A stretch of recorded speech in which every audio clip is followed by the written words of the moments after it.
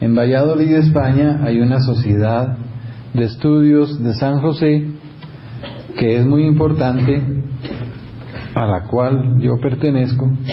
Es una sociedad muy interesante y edita una revista magnífica sobre San José. Entonces, yo escribí por ahí un librito sobre San José que algunos de ustedes tal vez conocen. Desde hace algunos años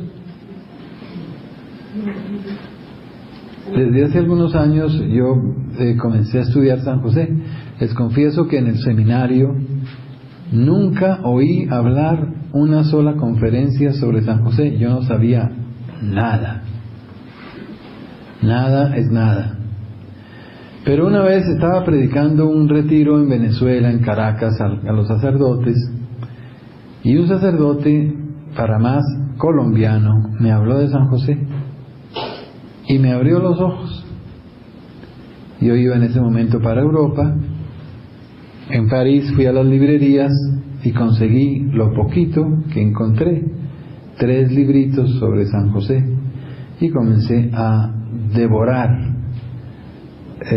sobre San José. Llegué a Bogotá y en las librerías de Bogotá no encontré nada. Lo único que encontré fue un regaño. De San José eso no hay nada, padre, eso récele. Libros de eso no existen. Pero me encontré en Villa de Leyva, donde los carmelitas, los padres carmelitas, encontré la magnífica revista que ellos editan en España.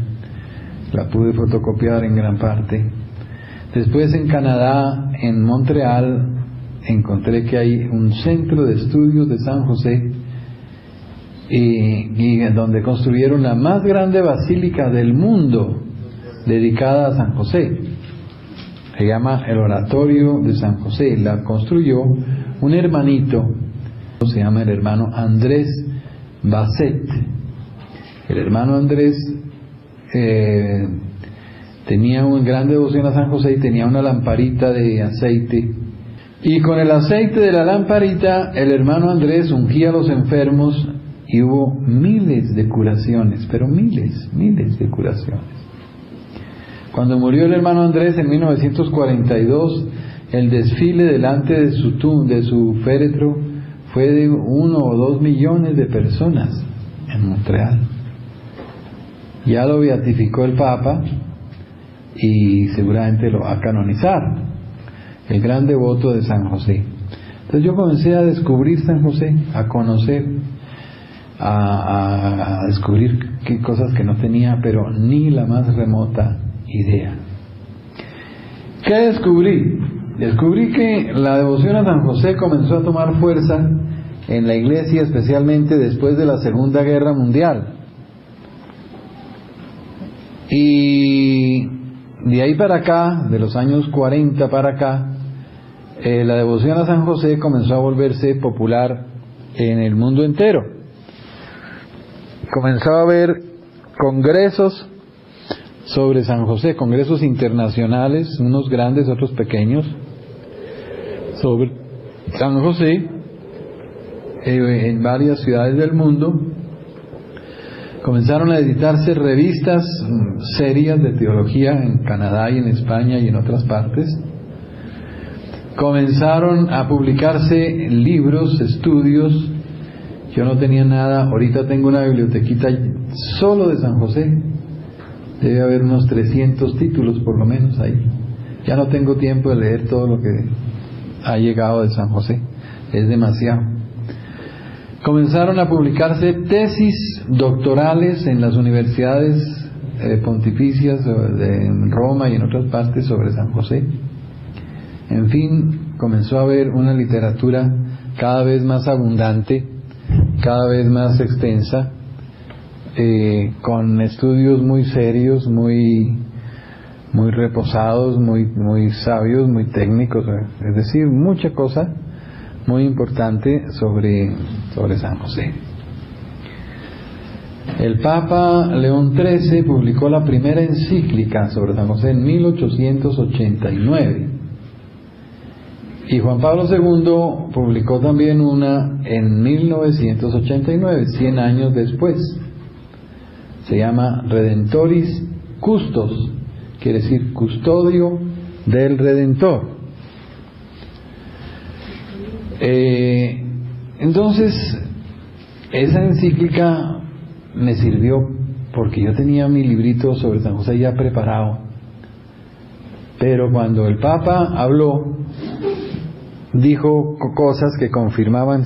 ¿Qué podemos decir entonces? Primer punto, la parte humana de San José. San José desciende del rey David, era de la familia real.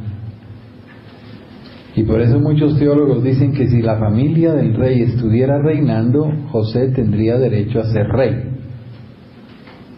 O sea que no era cualquier pintado en la pared, era un heredero del trono de Israel, descendiente directo por línea paterna del rey David.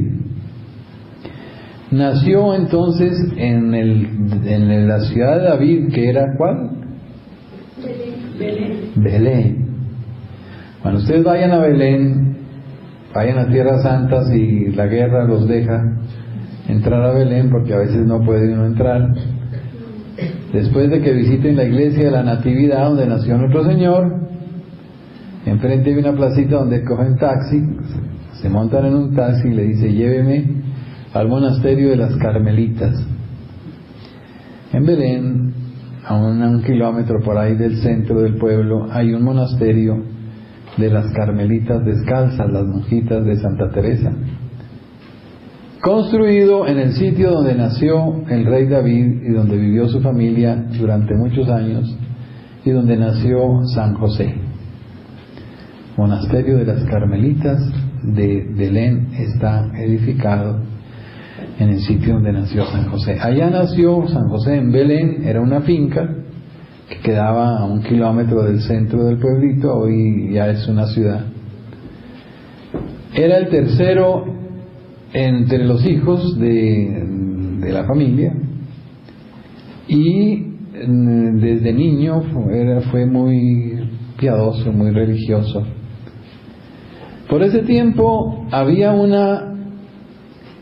monasterio de monjes judíos que se llamaban los esenios, que vivían no muy lejos de Belén, y vivían en castidad completa. Hacían voto de castidad, de consagrarse a Dios, y renunciaban a las relaciones sexuales.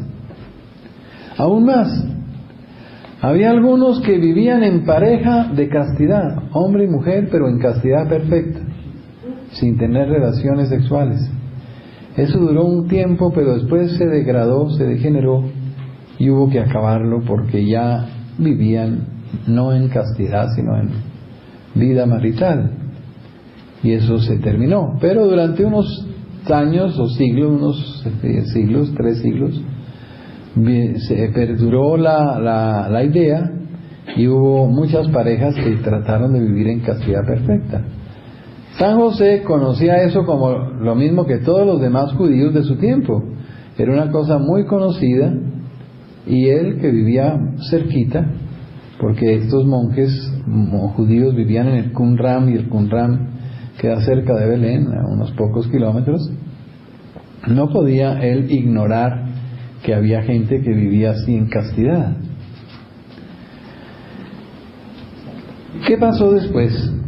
Resulta que cuando los jóvenes llegaban a la edad de matrimonio, que era muy joven, porque los matrimonios entre los judíos eran jovenciticos, las niñas las casaban a los 12 años, 13 años, aún todavía hoy entre los árabes, y a los muchachos a los 15. Cuando la Virgen llegó a la edad de casarse, pongámosle, no le pongamos 12 años, pero sí por ahí unos 15, y San José unos 20, los sumos sacerdotes sabían que ambos, José y María, descendían de la familia de David. Entonces, ¿qué pasó? Aquí el Evangelio no dice nada, pero tenemos que suponer que sucedió lo que sucedía con todos los demás personajes de ese tiempo. Los sacerdotes llamaban al muchacho y le decían: mire, usted desciende de esta rama del rey David, y esta niñita también desciende de esta rama del rey David. Luego, lo más lógico es que ustedes se casen, porque ambos descienden del rey, y así se asegura la descendencia davídica, es decir, el Mesías nace de personas que descienden del rey David. Entonces los sacerdotes preparaban todo para el matrimonio de esa parejita de descendientes del rey, y esa parejita no tenía derecho a disentir y a decir que no, porque les imponían eso por obediencia a las tradiciones judías, y los judíos eran muy afectos y apegados a todas sus tradiciones, mucho más las que tenían que ver con el Mesías. Entonces ellos debieron llamar a José y a María, debieron presentárselos el uno al otro: mire, este es José, descendiente del rey, y esta es María, lo mismo, y ustedes, por ser ambos descendientes del rey, les corresponde el matrimonio. Y los muchachos no tenían derecho a decir no, les tocaba. Hoy día sigue siendo igual entre los árabes, allá en Palestina. Son los papás y los jefes del pueblo los que organizan el matrimonio en las familias principales. En las familias humildes no, pero en las familias principales sí, porque no quieren que se pierda la línea de sangre, la descendencia, ¿me entienden? Entonces, José y María se encuentran jovenciticos, 15 y 20 años por ahí, el uno frente al otro, y con la imposición de un matrimonio. Tal vez no tenían un noviazgo verdadero, seguramente se conocían por ser parientes, y entre los parientes uno se conoce con los primos, pero no más. Entonces aquí comienzan las complicaciones, porque resulta que la Virgen María desde niña había hecho un voto de virginidad, había hecho un voto de permanecer siempre virgen durante toda su vida, y ahora le imponían un matrimonio. Entonces, ¿qué podía hacer San José? Tenía tres caminos. Primer camino: engañar a San José y casarse, y no decirle que tenía un voto, y solamente después de casados decírselo. Pero eso no era digno de la Virgen María, engañar a San José. Segundo camino: quitar el voto, pero tampoco era digno de la Virgen. Quitar el voto sería poco serio, sería que la Virgen no era verdaderamente seria en sus decisiones, tampoco se puede. Tercer camino: que la Virgen le hubiera contado a San José que ella tenía un voto de virginidad, y que San José haya dicho: yo también hago lo mismo entonces, y nos casamos virginalmente. Yo asumo tu voto de virginidad y también me uno a él, y vamos a hacer un matrimonio virginal. Y seguramente esta tercera posibilidad fue la que sucedió, que la Virgen le contó a San José su voto, y San José lo asumió y dijo: está bien, entonces yo hago también un voto de virginidad y me comprometo a respetar tu virginidad toda la vida. O sea que contrajeron un matrimonio virginal, un matrimonio sin relaciones sexuales. ¿Es válido? Claro. Yo puedo comprar una casa y no habitarla, pero es mía. Yo puedo comprar un carro y no usarlo, pero es mío. José se casa con María, pero no tiene relaciones, pero es su esposa. Renuncia al uso de la relación sexual, pero es su esposa y es su marido. Y seguramente así fue. José y María se casan. Pero entonces las complicaciones aumentan. ¿Por qué? Porque la Biblia dice que José era un varón justo. Varón justo significa cumplidor de la ley. Y para cumplir la ley hay que conocerla, ¿sí o no? ¿Cómo cumple uno la ley si no la conoce? ¿Cómo la cumple? Entonces, José conocía la ley. La ley estaba escrita en la Biblia. Tenía que conocer la Biblia. Y más, si había conocido a los esenios, que eran monjes judíos dedicados a la Biblia, más tenía que conocerla. Y en la Biblia, ¿qué era lo más importante? Lo más importante en la Biblia eran las profecías relativas al Mesías. Las profecías relativas al Mesías eran lo más importante.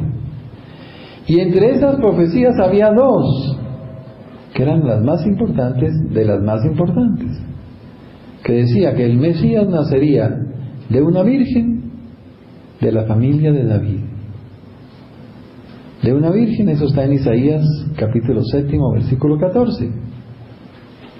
De la familia de David, está en el segundo libro de Samuel, capítulo 7, versículo 11 y siguientes. Isaías 7:14, segundo Samuel 7:11. Casi es igual, 7:14 casi, para que no se me olvide a uno. Entonces, José tenía que saber, en los planes de la providencia de Dios, que el Mesías nacería de una virgen de David.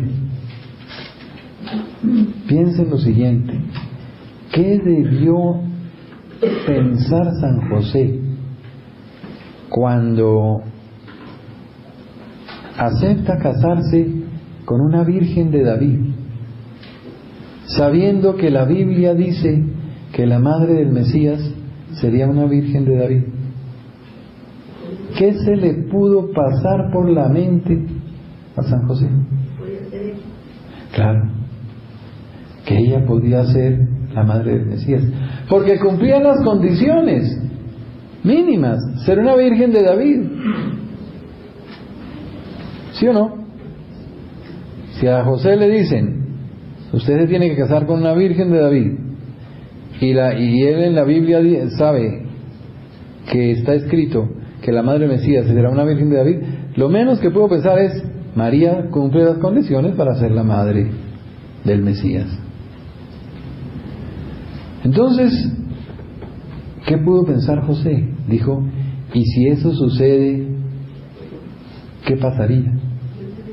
Si Dios escoge a María para ser la madre del Mesías, madre virginal, ¿yo qué pitos toco en ese entierro? ¿Yo qué haría? Me tocaría irme y dejar a María libre, porque si me quedo, si María es madre del Mesías virginalmente y yo me quedo a su lado, todo el mundo va a creer que yo soy el papá. Voy a falsear la verdad, voy a usurpar una paternidad que nadie me ha dado. ¿Sí o no? Si él se queda al lado de María, todo el mundo dice, pues él es el papá. Entonces, en ese caso, si Dios llegara a escoger a María, me tocaría irme, dejar a María libre, dejarla sola, para que todo el mundo sepa que yo no soy el papá, sino que es virginal. Todo eso debió dar vueltas en la cabeza de José. Yo creo que pasó varias noches sin dormir pensando, ¿qué haría yo si María es escogida por Dios? Se casan. José no tenía nada todavía preparado para llevar a María, porque como el matrimonio se lo imponían así rápidamente, los pobres chinos no tenían nada listo. Entonces tenían permiso de quedarse cada uno en su casa mientras el pobre José alistaba una casita en algún sitio de Nazaret para irse a vivir allá.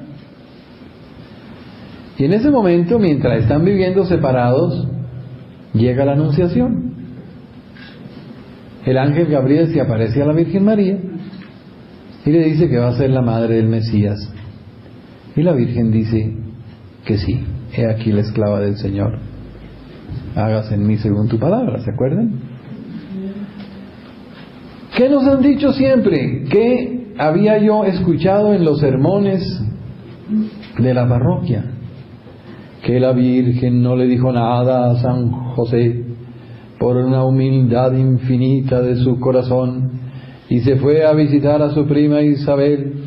Y cuando llegó donde Isabel sí sabía que la Virgen era la Madre de Dios, y dijo: ¿de dónde a mí que la Madre de mi Señor venga a verme? Pero José no estaba presente porque él no fue a la visitación. La Virgen se fue sola, y por eso San José no supo nada. Y a los 3 meses, cuando la Virgen María regresó a Nazaret, San José vio que la Virgen estaba esperando un niño y pensó que había sido un adulterio, un pecado, un crimen, una cosa, y decidió repudiarla en secreto. ¿Sí o no? Eso es lo que hemos oído todos, ¿no? ¿Verdad? Y todo eso es pura mentira. Miren, aquí yo doy retiros para novios y les digo: miren, mis hijos, el matrimonio perfecto es el matrimonio de San José y la Virgen María. ¿Qué tal que yo les dijera: lo que pasa es que la Virgen no le contaba nada a su marido y lo dejaba sumido en las tinieblas de la angustia y de la duda, porque San José no era a la altura de María, no era digno de recibir la confidencia de la Virgen María, y ella en su humildad prefirió guardar silencio, y a José que se lo come el tigre. Y ese es el matrimonio perfecto. ¡Qué maravilla! Los novios se codearían en uno al otro y decían: aténgate, si eso es un matrimonio perfecto, ¿cómo será el nuestro? Y entonces San José, ante la ignorancia de lo que había pasado, decidió repudiar a María Santísima, pero por pura lástima. Lo hizo en secreto para que nadie supiera, no ahí la apedrearan, porque a las adúlteras los apedreaban, y la Virgen María se exponía a ser apedreada. Eso lo hemos oído todos. Por eso yo escribí ese librito, para mostrar que las cosas no pudieron ser así. Se llaman José, esposo de María. Entonces, ¿cómo debió ser? Yo no digo tuvo que ser así, sino digo no pudo ser de otra manera. ¿Cómo no pudo ser de otra manera? Lo primero es que la Virgen no le podía ocultar nada a San José. Si ella era una buena esposa y San José era un buen marido, ¿cómo la Virgen le iba a callar lo que había pasado de la aparición del ángel, y que el ángel la había escogido, que Dios la había escogido para ser la madre del Mesías? Lo primero que hizo fue esa mañana: José iba todas las mañanas a tomar tinto allá a donde la Virgen, mientras arreglaba la casita, la casalote de los laches allá para llevarse a María, y cuando llegó la encontró deslumbrante, con un rostro tan bello. San José dijo: ¿qué pasó? Y la Virgen, con lágrimas, le contó todo. Esa misma mañana que el ángel se le apareció, que le dijo que ella iba a ser la madre del Mesías, y que ella dijo sí. Pues es lo más normal, ¿sí o no? ¿Cómo podemos pensar que la Virgen engañó a San José? Eso es indigno de la Virgen, indigno de San José. La Virgen le contó todo, y aquí entra Juan Pablo II. En su encíclica dice: José fue el primero que compartió el misterio de la encarnación, antes que la prima Isabel. La Virgen recibió la anunciación del ángel y ese mismo día salió a pie a buscar a su prima Isabel, y llegó a los poquitos días a donde Isabel. Isabel ya sabía que la Virgen era la Madre de Dios, y por eso Isabel dice: ¿de dónde a mí que la Madre de mi Señor venga a verme? O sea que Isabel lo supo, pero dice Papa, no lo supo de primera, fue José el que lo supo de primero. Luego lo supo en el mismo momento en que sucedió. Luego lo supo cuando todavía no se le notaba a la Virgen. Luego lo supo porque la Virgen se lo contó, y si no, ¿quién? No hay otro medio. A José. A José. Isabel lo sabía. ¿Por qué? Porque el niño saltó de gozo en su seno. Pero, y eso fue a los 8 días de la anunciación, 8 días que duró a pie María de Nazaret a Jerusalén, que son 120 kilómetros, una semana. O sea que si José es el primero que sabe la anunciación, no hay otra manera sino porque la Virgen se lo contó. Si todavía no se le notaba, si todavía no había ido donde Isabel, si Isabel hubiera sido la primera que lo supo, podríamos decir Isabel se lo contó a José, pero el Papa dice no, José fue el primero que lo supo. Luego no fue Isabel el que se lo contó a José. Isabel lo recibió por la revelación de Dios cuando el niño saltó de gozo en su seno. Entonces, ¿quién le contó a San José? Pues la Virgen. Y esto no lo digo yo, menos mal, lo dicen grandes teólogos. Padre Karl Rahner, teólogo del Vaticano II, Ignacio de la Poterí, profesor de Biblia de Roma actual, el Padre Cándido Pozo, profesor de la Universidad Gregoriana, el Padre Bernard Martelet, un benedictino muy famoso en Francia, y un montón de gente, el Padre desde el antiguo, desde tiempos de San Ignacio de Loyola. Hay un compañero de San Ignacio que en este momento se me borra el nombre, bueno, que también ya lo decía, dicen, es imposible pensar que la Virgen le cayó el misterio a San José y no le contó nada. Eso va en contra de todas las leyes de la psicología matrimonial. En la ley del matrimonio es la transparencia. Es la transparencia. Entonces la Virgen le tuvo que contar todo a San José. Y San José ya lo tenía en su corazón, porque él sabía que la madre del Mesías sería una virgen de David, y él se había casado con una virgen de David. Cuando la Virgen le contó todo de la anunciación a San José, ¿qué le respondió San José? ¿Saben qué? Ya lo sabía. Lo sospeché desde un principio. Lo sospeché desde un principio. No contaban con mi astucia. San José ya lo sabía. Y aquí vuelve Juan Pablo II con su sabiduría y dice, José, oigan esta frase, José confirmó en la fe a María. No dice, María confirmó a José. No, dice la maravilla al revés, José confirmó a María. Cuando la Virgen le contó todo a José, José le dijo, lo sospeché desde un principio. Eso no podía ser de manera diferente. Tú eras la persona indicada para ser la madre del Mesías, porque eres virgen de David. Y eso es lo que la Biblia exige. Y además santa, porque yo te conozco. Luego, eso que sucedió era lo que tenía que suceder. Y la Virgen agradecida debió abrazar a San José, y yo creo que las lágrimas de ambos se mezclaron de emoción en ese momento. ¿Cuál es el soporte bíblico? Está en la traducción bien hecha del texto de San Mateo, capítulo 1, versículo 18 y siguientes. San Mateo, capítulo 1:18, capítulo 1, versículo 18. Y dice así, San Mateo: el nacimiento de Jesucristo fue de esta manera. Su madre María estaba desposada con José. Primera imprecisión.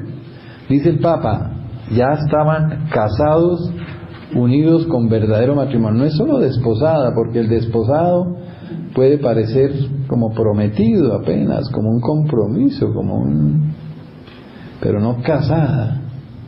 No, porque por eso después le dice, no, María, tu esposa.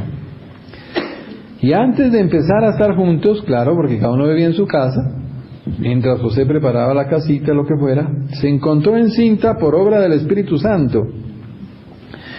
Está refiriéndose a San José. Luego quiere decir que San José la encontró encinta por obra del Espíritu Santo. Quiere decir que San José sabía que era por obra del Espíritu Santo. Si no, ¿para qué pone que por obra del Espíritu Santo? Su esposo, ahí sí está bien, ven, ya no dice prometido, sino su esposo José, como era justo y no quería ponerla en evidencia, muchos traducen denunciarla, como denunciar un crimen, un delito, un adulterio. Pero el verbo que usa el evangelista nos dice denunciarla, sino publicar lo que había pasado. ¿Publicar qué? Pues la anunciación. El milagro de la anunciación. Es decir, San José no se sintió autorizado para publicar ante el mundo la anunciación del ángel Gabriel. Además, nadie le iba a creer. Si él anuncia que su esposa está esperando por obra del Espíritu Santo, van a decir, usted se le están escurriendo las babas. Su esposa fue infiel y usted no se da cuenta, ¿me entienden? Entonces José no podía publicar eso. ¿Cómo iba a publicar que la Virgen estaba esperando un niño por obra del Espíritu Santo? Eso era imposible para él publicarlo. Padre, pero porque sí, porque todo el mundo iba a no creerle que todo el mundo estaba esperando eso. No todo el mundo estaba en la misma espíritu, ¿no? Si fuera un pueblo santo y gente buena e inocente, dirían, claro, perfecto. Pero conociendo la malicia de la gente y la maldad y la suspicacia y la manera de juzgarse unos a otros, ¿qué le iban a creer? ¿Qué le iban a creer? Puede que la prima Isabel le creyera y su marido, 2 o 3 personas, pero la multitud, ¿qué le iban a creer? Entonces traducimos mejor, como era justo y no quería poner en evidencia ¿qué? Lo sucedido. La anunciación resolvió, aquí traduce mal, repudiarla en secreto. El verbo repudiar en griego es el verbo apostasis. Y el verbo que usa aquí el de evangelista es el verbo apolio, que significa dejar en libertad, no repudiar. Cuando el traductor puso repudiar, no fue honesto, porque eso no es lo que dice el texto. El texto dice dejar en libertad, desligar. Es el mismo verbo que usa nuestro Señor cuando le dice a San Pedro, todo lo que atares en la tierra será atado en el cielo, lo que desligues o desates en la tierra será desatado en el cielo. Apolio, desatar. Entonces dijo San José, lo que pensó no fue repudiar a María como se repudia a una adúltera, sino dejarla libre y no obligarla a vivir con ella si ella quería consagrarse a Dios, como tantas otras mujeres en el templo de Jerusalén se dedicaban de por vida al servicio de Dios, como Ana la profetisa allá con Simeón. Entonces esta Biblia traduce repudiarla. Yo no sé en sus Biblias cómo traduce. No quería repudiarla en el versículo 19. ¿Cómo? Dejarla. Menos fuerte que repudiarla, pero todavía no está perfecto. ¿Qué otra te viene? ¿Repudiarla? Ven, esa traducción es imperfecta. ¿Qué?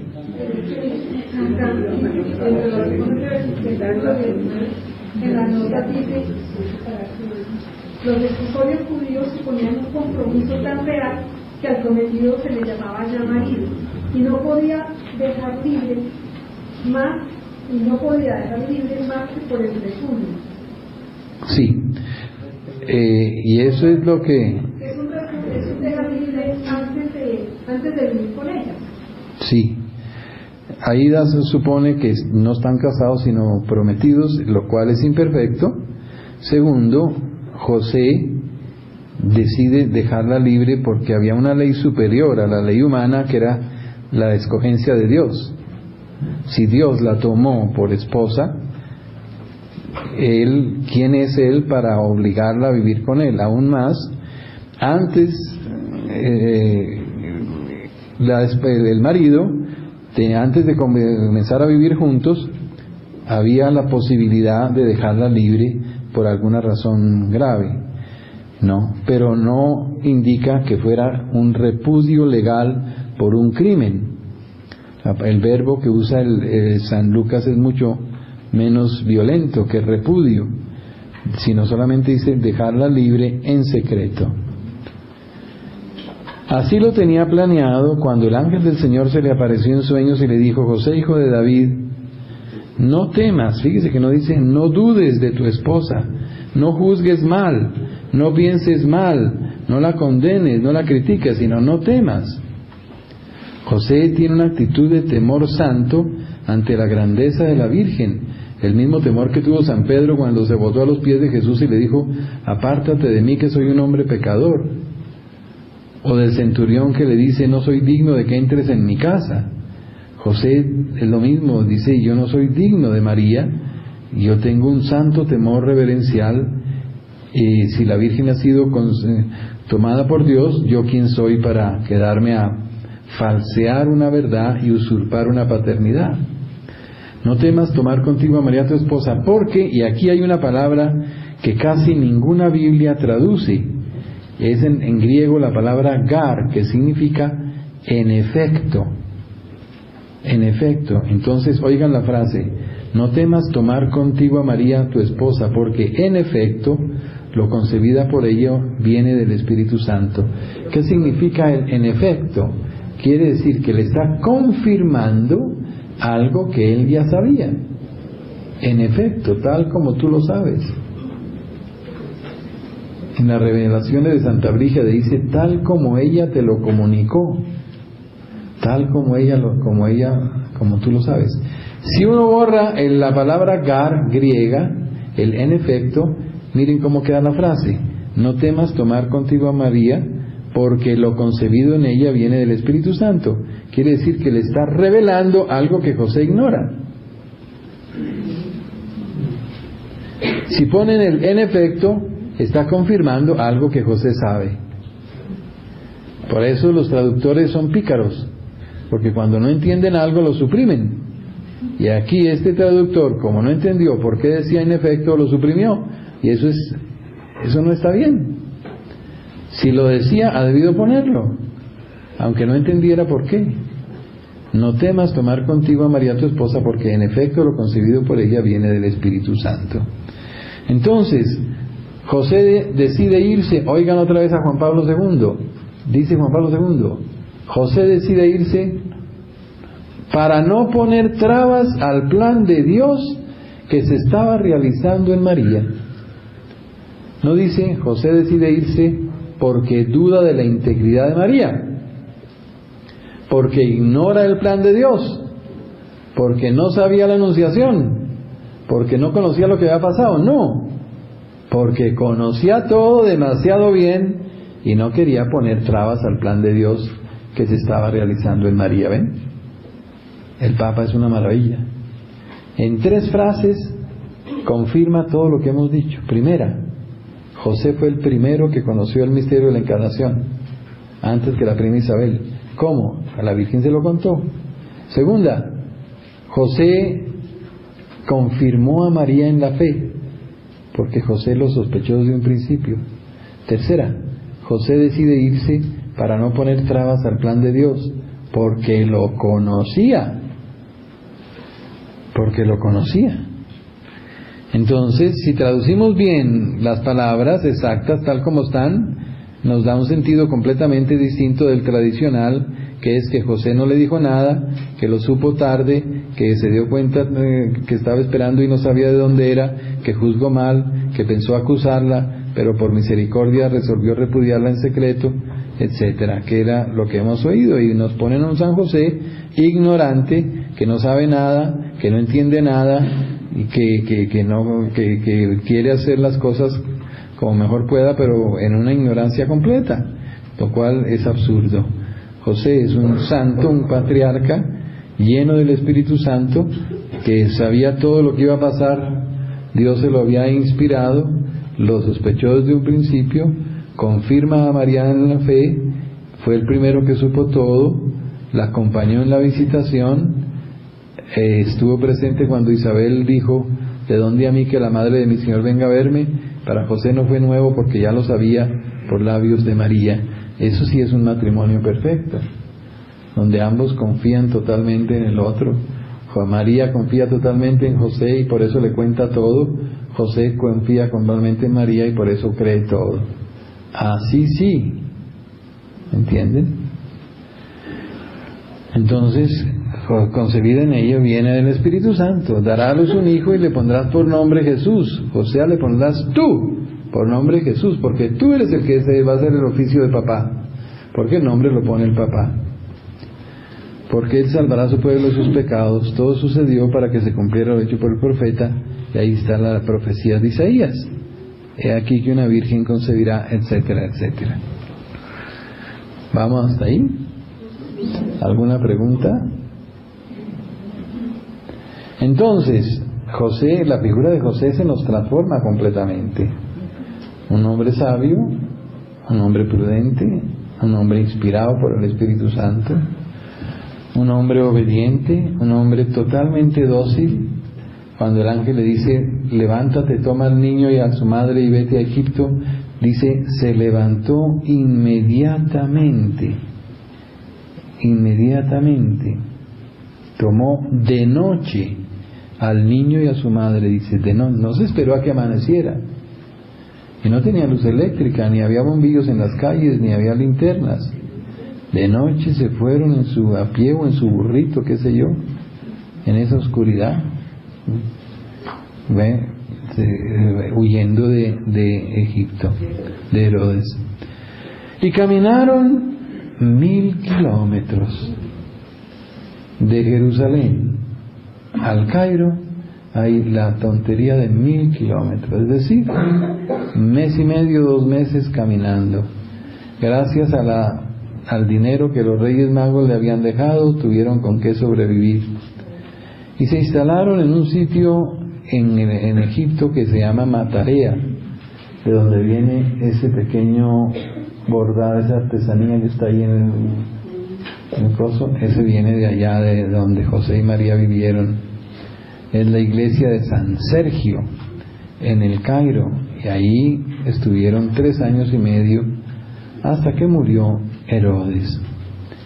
Y regresaron, pero viendo que en Jerusalén reinaba un hijo de Herodes, dijeron, esto es peor que el papá, vámonos para otro lado, y se fueron a Nazaret, porque allá vivía la familia de la Virgen y allá iban a estar más protegidos y Nazaret pertenecía a otra provincia donde Herodes no tenía nada que ver. Entonces allá iban a estar más escondidos. Pero vivían, como dicen las señoras, con el credo en la boca, porque tenían siempre miedo de que los soldados, la gente, descubrieran al niño Dios que Herodes había mandado buscar tan afanosamente, y por el cual había hecho matar a los niños de Belén. Entonces siempre vivían con ese miedo. Cuando a los 12 años de edad el niño se perdió en el templo, ¿se acuerdan? Y lo encontraron al 3er día, ¿verdad? No reconocieron que el niño era de Belén. ¿Saben por qué? Porque los galileos tenían un acentico en el hablado, un acentico paisa, ¿verdad? En el hablado. Y entonces el Jueves Santo, cuando San Pedro estaba calentándose en la hoguera, salieron y dijeron, usted también es discípulo de ese hombre, porque usted también es Galileo, su habladito lo delata.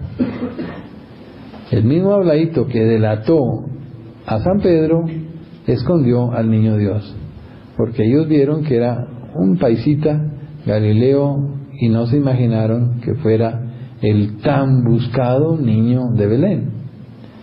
Entonces el habladito paisita de los galileos disfrazó al niño Dios y no lo reconocieron.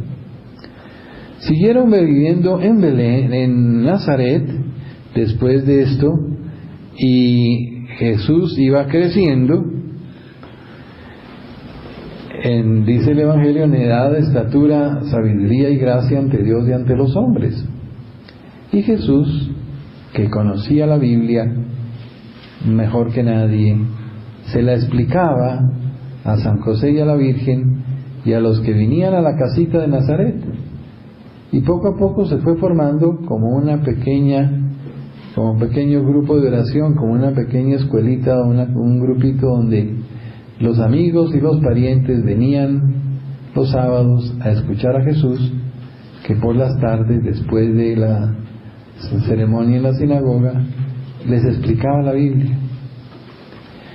Y explicaba la Biblia en una forma completamente distinta a como los fariseos y los doctores de la ley los explicaban. Porque los fariseos decían que el Mesías sería un revolucionario, un guerrero, un violento, un agresor, un no sé qué, que haría la revolución, que sacaría a Poncio Pilato y a los romanos, que tendría la independencia del país, que se acercaba a la gloria de Israel, y un montón de profecías humanas, políticas, económicas y materiales que no tenían nada que ver. Y Jesús explicaba la Biblia en una forma completamente distinta, que el Mesías sería un varón de dolores, el hombre sufriente, el sacrificio, toda la parte diferente de la política y del triunfalismo judío, y mostrando un Mesías sufriente, un Mesías espiritual, un Mesías que viniera a redimir al mundo de sus pecados y no a enriquecer a Israel con plata y dinero y ejércitos, que era lo que los judíos esperaban. Entonces los doctores de la ley se morían de la rabia de que a la gente le encantaba ir a escuchar a Jesús, y comenzaron a hacerle la vida amarga, tanto que se tuvo que ir de Nazaret a vivir a Cafarnaúm. Cuando después llegue la vida pública y Jesús regrese a Nazaret, donde se había criado, pero donde ya no vivía. ¿Por qué? Porque la vida se le puso imposible, porque los fariseos y los doctores de la ley ya lo perseguían y lo trataban mal, y le tenían envidia de que él tomara la palabra en la sinagoga, porque a todo el mundo le encantaba oírlo. En cambio les aburría tremendamente todo lo que los fariseos decían. Entonces se fueron de Nazaret a vivir a Cafarnaúm. Y nuestro Señor, que les explicaba la Biblia a María y a José, no les doraba la píldora, ni les iba a decir, no, todo va a ser lindo, vamos a hacer el reino de Dios, eso va a ser el triunfo, van a ver, no se preocupen, todo va a ser chévere. Cuando las profecías decían otra cosa: varón de dolores, conocedor del sufrimiento, será arrancado de la tierra de los vivos, dice Isaías. ¿Qué quiere decir eso? Que lo iban a matar, que iba a sufrir. Eran nuestros dolores los que llevaban, nuestros crímenes los que soportaba, recibió el castigo que nos trae la paz, etcétera, etcétera, etcétera. Con sus llagas fuimos curados. Todo lo que dice la Biblia mostraba que era un Mesías sufriente y no un Mesías triunfalista. Por eso San José sabía que cuando Jesús se fuera a cumplir su misión y a predicar, lo iban a matar. Y nuestro Señor nunca le dijo, no, tranquilo, eso no pasa nada. No, Jesús sabía que y se lo anunció a los apóstoles muchas veces.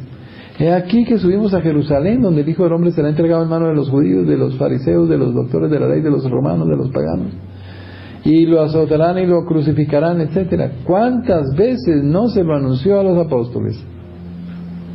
Y ellos no entendían nada.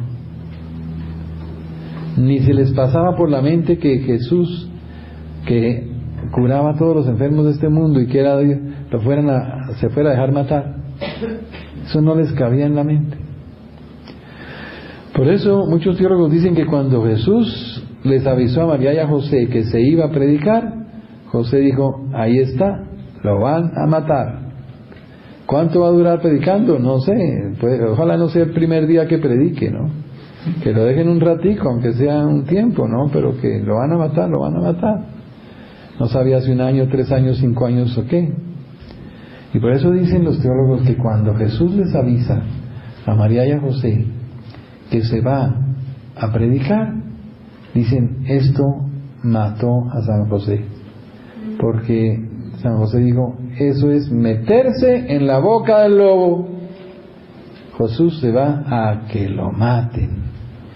Y por eso dicen muchos teólogos, esto fue lo que mató a San José, saber que Jesús se iba a que lo mataran. Y él no resistía ver ese espectáculo, como que él prefirió morirse antes que tener que presenciar lo que a la Virgen le tocó, todo lo que a la Virgen le tocó, la pasión que vimos en la película. Y así es que José muere antes de que Jesús cumpla los 30 años y se vaya a predicar. O sea que, ¿de qué edad murió San José? Si tenía 20 cuando nació Jesús y 30 cuando murió, tenía 50 años. Era un chino chiquito. Por eso el Concilio de Trento prohibió hacer imágenes de San José anciano, pero todo el mundo las sigue haciendo. Dime. Hay alguna parte de la Biblia, porque esa era una de mis preguntas desde ayer, no dice en la Biblia en qué parte murió él o cómo... ¿Quién? Nada. ¿No dice nada? Nada. La Biblia no dice sino lo mínimo esencial referente a Jesús. Punto. Ni de María ni de José dice nada. Porque la Biblia es un resumen brevísimo de todos los acontecimientos y no trae sino lo mínimo necesario. Pero del nacimiento de José y María, nada. De la muerte de la Virgen María, nada. De la muerte de San José, nada. De la Virgen, ¿qué sabemos? Que en la cruz nuestro Señor se la encomendó a San Juan. Y ahí a tu hijo y a tu madre. Al principio vivieron un tiempito en Jerusalén. Cuando se desencadenó la persecución de los judíos contra los cristianos, salieron volando y se establecieron en Éfeso. Éfeso queda actualmente, todavía existe, ¿no? En Turquía, un poquito al sur de Constantinopla. Y hay una religiosa que se llama Ana Catalina Emmerich, alemana, beatificada por Juan Pablo II hace unos 5 años, que tuvo muchas revelaciones sobre la vida de Jesús, de María y de José. Y dice que ella veía que desde la casita donde vivía la Virgen María, acompañada de San Juan, se veía el mar y se veía la ciudad de Éfeso. Esto lo escribió Ana Catalina en el siglo XIX, comienzo de la 1820, 1830. Por allá en 1860 un sacerdote dijo: yo voy a mirar si eso es verdad. Y se fue para Éfeso y encontró que Éfeso está rodeada de 11 colinas. Desde una se ve el mar, pero no se ve Éfeso. Desde otra se ve Éfeso, pero no se ve el mar. Solo desde una se ve Éfeso y se ve el mar. Y entonces dijo: aquí tuvo que ser donde vivía la Virgen María acompañada de San Juan. Y Ana Catalina dice que la casita donde vivían San Juan, la Virgen con San Juan, era una casita en forma de T.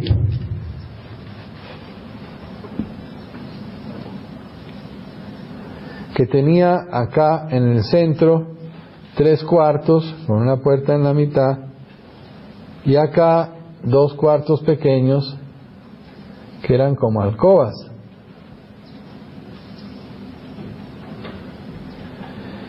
Así era la casa. Entonces encontraron las ruinas de una casa en forma de T con unos muros tremendos de piedra grandotes.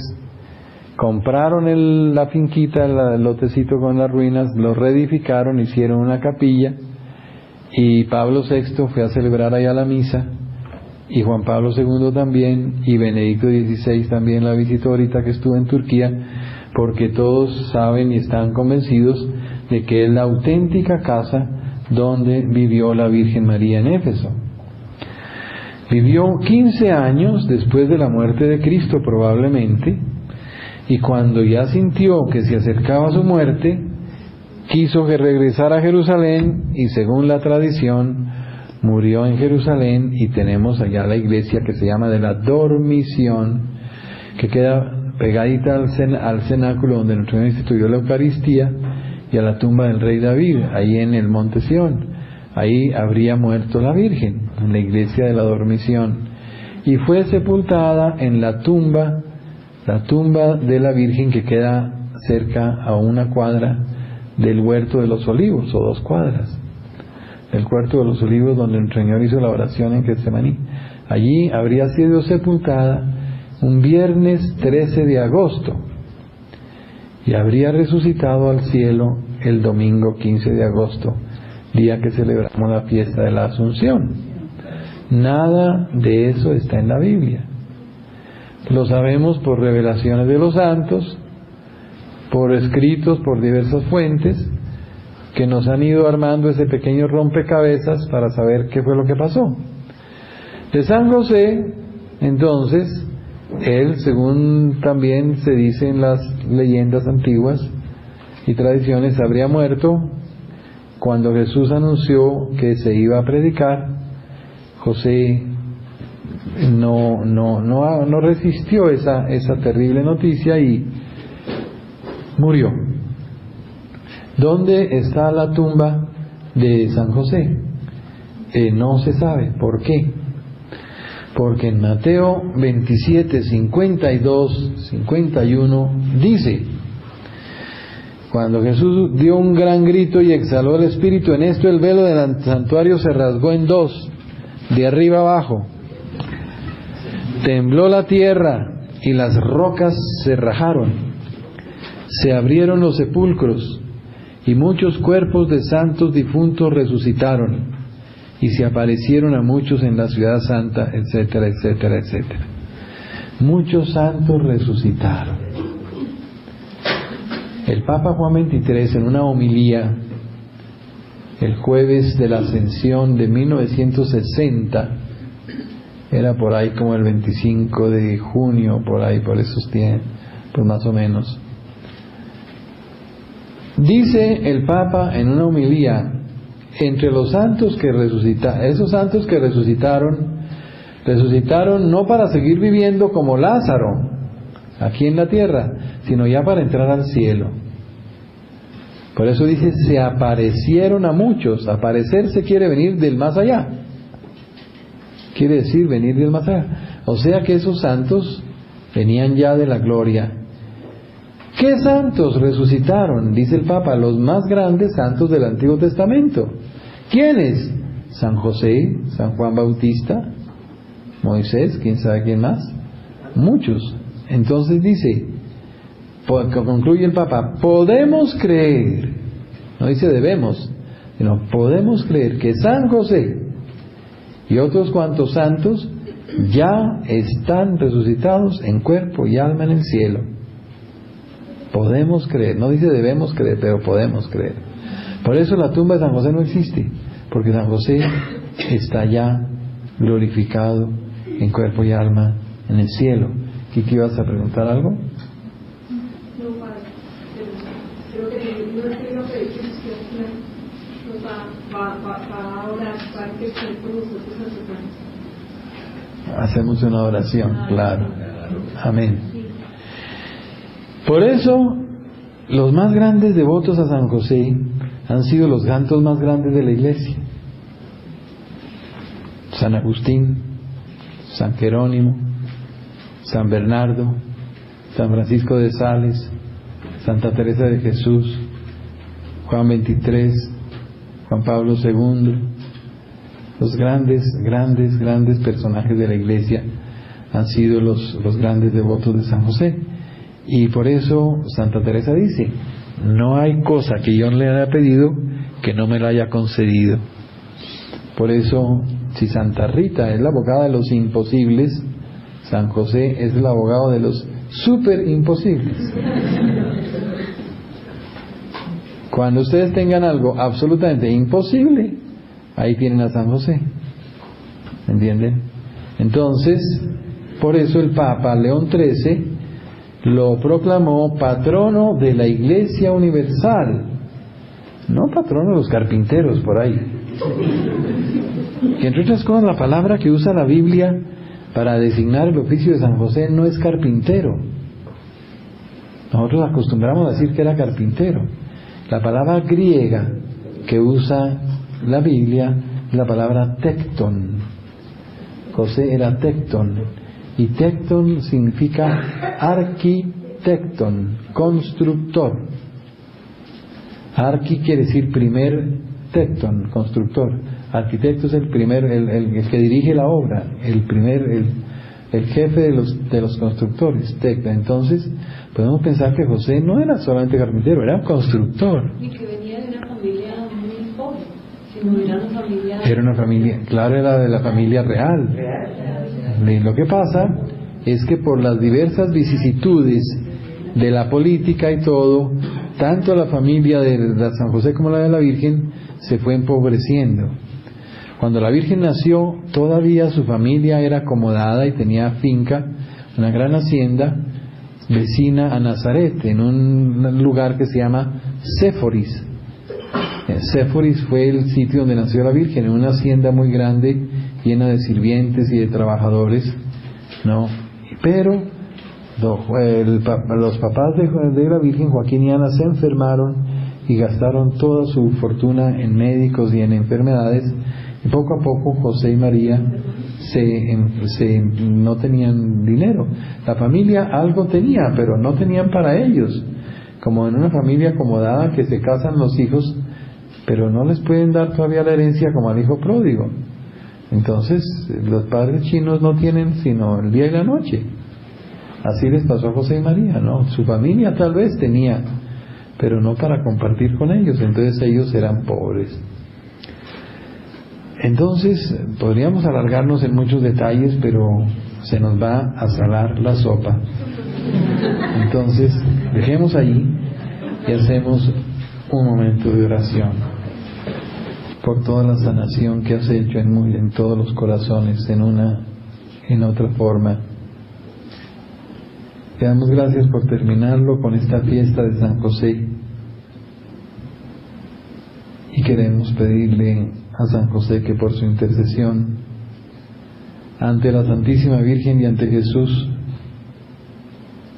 que obedecían en todo a San José, y San José sigue teniendo autoridad sobre María y Jesús, porque es su esposa y su hijo adoptivo, y todo lo que Jesús pida es una orden, que Jesús la cumple y la Virgen también, porque Él es el jefe de la familia.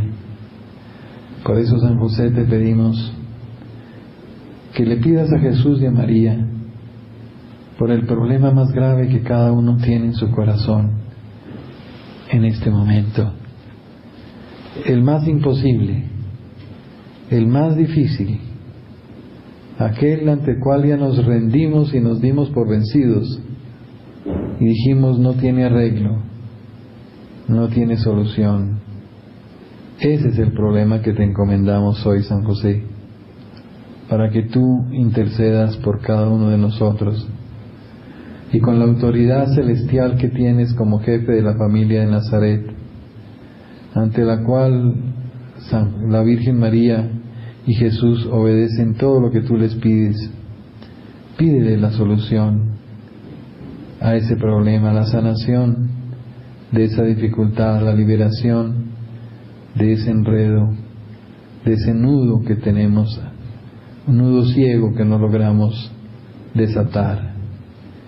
Ese problema imposible te lo entregamos, San José, para que por tu intercesión poderosa y omnipotente ante Jesús y María nos des la solución, nos la des pronto, hoy mismo, cuanto antes, ya, en este momento. Te damos gracias, San José, porque tú estás intercediendo ante María y Jesús por nuestro problema capital, nuestros problemas más difíciles, imposibles, y sabemos que podremos un día repetir con Santa Teresa: nada de lo que le hemos pedido a San José nos lo ha negado, todo nos lo ha concedido. Te alabamos, te bendecimos, te damos gracias, Padre Celestial, porque por la intercesión de Jesús, María y José nos das todo lo que necesitamos en cuerpo y alma, hoy y siempre.